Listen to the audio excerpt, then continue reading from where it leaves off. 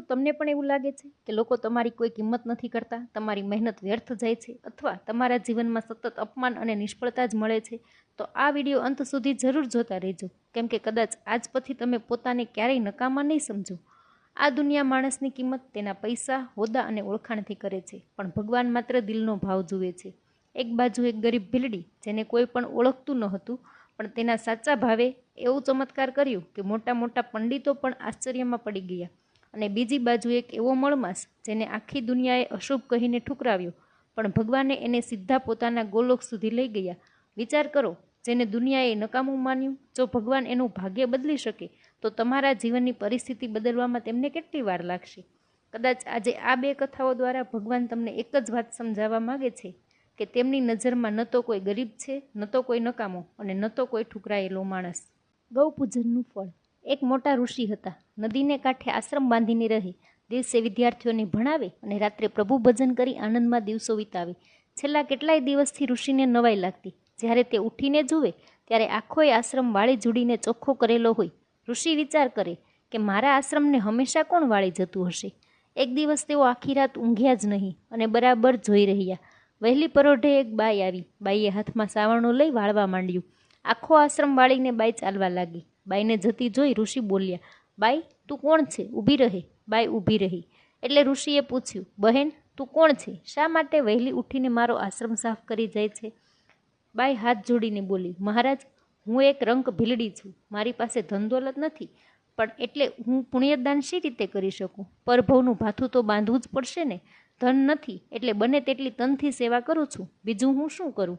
ઋષિને બાઈ ઉપર દયા આવી એટલે આ મુમુક્ષ જીવને કહ્યું, બાઈ, તારી નિસ્વાર્થ સેવાથી હું પ્રસન્ન થયો છું. તારે જે જોઈએ તે માંગ. મહારાજ, મારે બીજું કાંઈ નથી જોઈતું. આ કાયાનું કલ્યાણ થાય એવો માર્ગ બતાવો. ઋષિએ કહ્યું, 4 દિવસ પછી અધિક માસ બેસે છે. તે વેળા તું કાંઈ નહીં કરે ને 7 વાર ગાયની પ્રદક્ષિણા કરીશ તો તેથી પણ તારી કાયાનું કલ્યાણ થશે અને તને હંમેશા એક અશ્વમેઘ યજ્ઞનું પુણ્ય પ્રાપ્ત થશે. 4 દિવસ વીતી ગયા. પુરુષોત્તમ માસ શરૂ થયો. ભીલડીએ સવારે નાહી ધોઈ ગૌમાતાની પ્રદક્ષિણા કરવા માંડી. આમ આખોએ પુરુષોત્તમ માસ તેણે ગૌમાતાની ખરા ભાવથી સેવા કરી. પુરુષોત્તમ માસ પૂરો થયો એવામાં ત્યાંના રાજકુંવરને રક્તપિત્ત કોઢ નીકળ્યો. આખા શરીરે પાક પરવું વહ્યા કરે. ઘણા વૈદ્યોની દવા કરી, કેમ કરી કુંવરને સારું થાય નહીં. છેવટે રાજાએ પંડિતોની સલાહ લીધી. પંડિતોએ કહ્યું, રાજન, જો કોઈ 5 અશ્વમેઘ યજ્ઞોનું ફળ કુંવરને અર્પણ કરે તો જ તેમનો રોગ મટે. એવો કોણ માણસ હોય કે જેણે 5 અશ્વમેઘ યજ્ઞો કર્યા હોય? થાકીને રાજાએ આખા નગરમાં દાંડી પીટાવી. ભીલડીએ આ વાત સાંભળી અને રાજસભામાં ગઈ.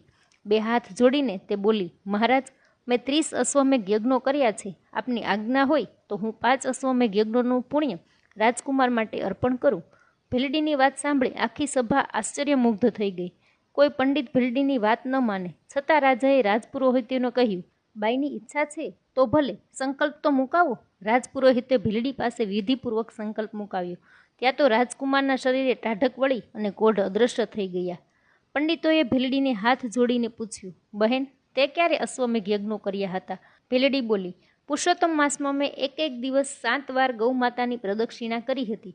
પુરુષોત્તમ માસમાં 7 વાર ગાયની પ્રદક્ષિણા કરવાથી અશ્વમેઘ યજ્ઞનું ફળ મળે છે. તે તમે નથી જાણતા? તમે તો પંડિતો છો. પંડિતોએ ભીલડીની વાત વિનયપૂર્વક સ્વીકારી. રાજકુંવરનું શરીર કંચનવર્ણું બની ગયું. ત્યારથી રાજાએ, રાણીએ, પંડિતોએ અને આખી રાજસભાએ હવેથી અધિક માસનું વ્રત કરવાનો સંકલ્પ કર્યો. અધ્યાય 5. ગોલોકમાં મળમાસનું આગમન. નારદે પૂછ્યું, હે નાથ, મળમાસ સુખ શાંતિના ધામ સમા વૈકુંઠમાં શ્રી ભગવાનના સાનિધ્યમાં હતો, છતાં પોતાના દુઃખને ભૂલી શકતો ન હતો. તેથી તે મૂઢની જેમ ભગવાનના ચરણો આગળ પડ્યો હતો. ભગવાનની પાસે રહેલા ગરુડજીને એમ લાગ્યું તે મૂર્છા પામ્યો છે.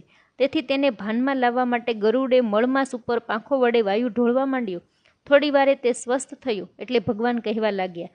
ભગવાને કહ્યું, હે વત્સ, તું હિંમત રાખીને મારા પર શ્રદ્ધા રાખીને ઊભો થા. તારા દુઃખના નિવારણ માટે હું તને ગોલોકમાં લઈ જાઉં છું. ત્યાં શ્રી કૃષ્ણ રહે છે. તેમના આગળ તારું દુઃખ વર્ણવાથી જરૂર તેઓ તને દુઃખ મુક્ત કરશે. શ્રી કૃષ્ણ રંગે શામળા, 2 ભુજાવાળા અને અત્યંત તેજસ્વી છે. તેમના અંગે કિંમતી રત્નો જડેલા આભૂષણો દીપે છે. મસ્તકે કૌસ્તુભ મણીથી શોભતો મુકુટ અને કાને લટકતો કુંડળો તેમની પ્રતિભામાં ઓર વધારો કરે છે. શ્રી કૃષ્ણ જ્યારે ભવ્ય રત્નજડિત સિંહાસન ઉપર બિરાજે છે ત્યારે અનેક પાર્ષદો તેમની સેવામાં હાજર રહે છે. શ્રી કૃષ્ણ જ્યારે મોરલી વગાડે છે ત્યારે એનો નાદ સુણીને ગોપીઓ અને ભક્તો સાનભાન ભૂલી જાય છે. શ્રી કૃષ્ણ ભક્તોના દુઃખ હરવાને તેમજ ભક્તોની મહેચ્છા પૂરી કરવા ગોલોકમાં હંમેશા તત્પર રહે છે. એ શ્રી કૃષ્ણ ભગવાન પાસે તને લઈ જાઉં છું. વિષ્ણુ ભગવાન પળવારમાં મળમાસને ગોલોકમાં લઈ આવ્યા. ગોલોકનો વૈભવ અને શોભા જોઈ મળમાસ સ્તબ્ધ બની ગયો. અહીં સુવર્ણ મંદિરો, રત્ન મંદિરો હતા. અતિ રમણીય બાગ બગીચાઓ હતા. ગોલોકના રસ્તા રત્નજડિત હતા. તેથી ચારેકોર ઝગમગાટ થઈ રહ્યો હતો. ગોપ ગોપીઓથી સેવાતા શ્રી કૃષ્ણ ગોલોકમાં બિરાજી રહ્યા હતા.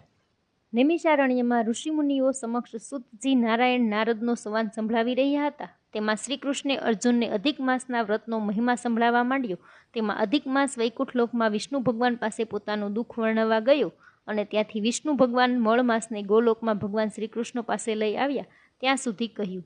હવે આગળ શું બન્યું તે જાણવા સૌ ઉત્સુક બન્યા હતા.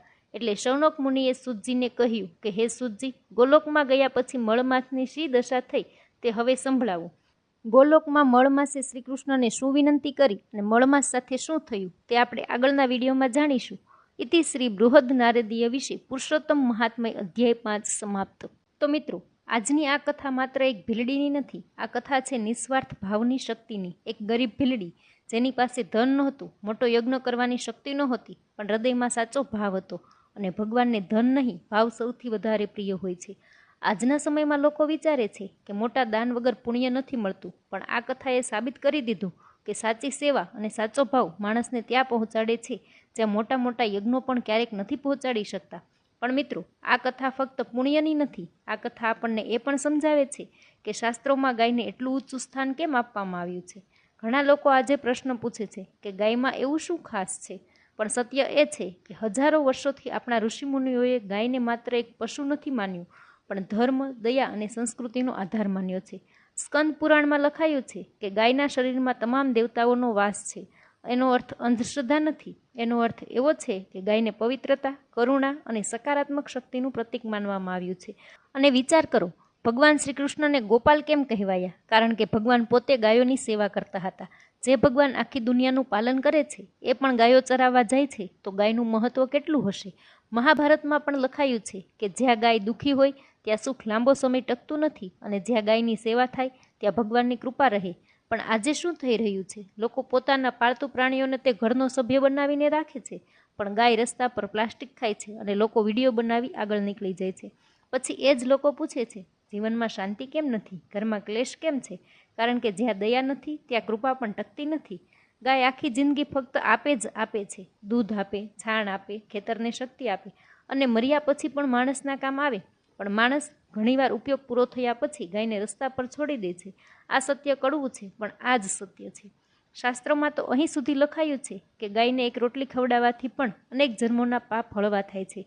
પણ તેનો સાચો અર્થ સમજજો. એનો અર્થ એવો નથી કે પાપ કરતા રહો અને પછી એક રોટલીથી બધું સાફ થઈ જશે. ના, ગૌ સેવાનો સાચો અર્થ છે માણસના અંદરના અહંકારને ઓગાળવો, દયા અને નમ્રતા જગાવી. કારણ કે સેવા ફક્ત સામેવાળાનું પેટ નથી ભરતી. સેવા માણસની અંદરની ગંદકી પણ સાફ કરે છે, અહંકાર ઓગાળી નાખે છે, મનને શાંત બનાવે છે અને માણસને અંદરથી સારો બનાવે છે. આજના સમયમાં લોકો લાખો રૂપિયા ખર્ચીને શાંતિ શોધે છે. કોઈ ફરવા જાય છે, કોઈ વૈભવમાં સુખ શોધે છે, પણ સાચી શાંતિ ક્યાં મળે છે ખબર છે? જ્યાં નિસ્વાર્થ સેવા હોય છે. અને એક વાત ખાસ યાદ રાખજો, ગાયની પૂજા કરવાનો અર્થ ફક્ત માથા પર તિલક લગાવીને ફોટો પાડવો નથી. સાચી ગૌ સેવા એટલે ભૂખી ગાયને રોટલી ખવડાવી, તરસી ગાયને પાણી આપવું, બીમાર ગાયની સારવાર કરવી અને પ્લાસ્ટિક ખાવાથી બચાવવી. બાકી સોશિયલ મીડિયામાં જય ગૌ માતા લખવાથી કંઈ બદલાતું નથી. ગરુડ પુરાણમાં પણ ગૌ સેવાનું ખૂબ મોટું મહાત્મ્ય બતાવાયું છે. કહેવાય છે કે માણસ ગાયની સેવા કરે છે તેના જીવનની ઘણી મુશ્કેલીઓ હળવી થવા લાગે છે, કારણ કે સેવા માણસના કર્મોને બદલવાની શક્તિ રાખે છે. અને મિત્રો, ગૌ સેવા ફક્ત પૈસાદાર લોકો માટે નથી. તમારી પાસે કરોડો રૂપિયા હોવા જરૂરી નથી. એક રોટલી, થોડું લીલું ઘાસ, થોડું પાણી અને સાચો ભાવ, બસ એટલું પણ પૂરતું છે. જો દરેક માણસ રોજ એક ગાયને પણ રોટલી ખવડાવવાનું શરૂ કરે તો પણ હજારો ગાયો ભૂખી ન સૂવે. પણ સમસ્યા એ છે કે લોકોનું પુણ્ય પણ ઓછા પ્રયત્ને જોઈએ છે. સેવા કરવા સમય નથી, પણ મુશ્કેલી આવે ત્યારે ભગવાનને દોષ જરૂર આપે છે. મિત્રો, પુરુષોત્તમ માસ હોય કે સામાન્ય દિવસ, ગાયની સેવા ક્યારેય વ્યર્થ જતી નથી. ક્યારેક તે પુણ્ય બનીને પાછી આવે છે, ક્યારેક આશીર્વાદ બનીને, અને ક્યારેક જીવનની મોટી મુશ્કેલી દૂર કરીને. તેથી આજથી એક નાનો સંકલ્પ જરૂર કરજો. રોજ નહીં કરી શકો તો અઠવાડિયામાં એક દિવસ પણ એક ગાય માટે જરૂર કાઢજો. રોટલી જરૂર ખવડાવજો, પાણી જરૂર આપજો અને તમારા બાળકોને પણ ગૌ સેવાનું મહત્ત્વ શીખવજો. કારણ કે જે પેઢી દયા ભૂલી જાય છે તે પેઢી શાંતિ પણ ગુમાવી દે છે. અને અંતમાં બસ એટલું જ કહું, ધનથી મોટો માણસ નથી બનાતો, દયાથી બનાય છે. અને જેને ગાયમાં પણ માતા દેખાય છે એ માણસ ક્યારેય અંદરથી ગરીબ નથી હોતો. તો મિત્રો, આ બે કથાઓ પરથી એક વાત હંમેશા યાદ રાખજો કે દુનિયા તમને ગમે તેટલા નકામા ગણે, તમારી ગરીબી, નિષ્ફળતા કે અપમાન જોઈને તમને ઠુકરાવે, પણ ભગવાન ક્યારેય માણસની બહારની સ્થિતિ નથી જોતા. એ તો માત્ર દિલનો ભાવ જુએ છે. એક ગરીબ ભીલડી અને એક ઠુકરાયેલો મળમાસ, બંનેએ દુનિયાને ઓછા ગણ્યા, પણ ભગવાને બંનેને સૌથી ઊંચું સ્થાન આપ્યું. કદાચ આજે તમે પણ એવી જ પરિસ્થિતિમાંથી પસાર થઈ રહ્યા હશો, પણ વિશ્વાસ રાખજો, ભગવાનને વાર નથી લાગતી ઠુકરાયેલા માણસનું ભાગ્ય બદલવામાં. જો આ કથાએ તમારા દિલને સ્પર્શ કર્યો હોય તો કોમેન્ટમાં જરૂર લખજો. જય શ્રી કૃષ્ણ.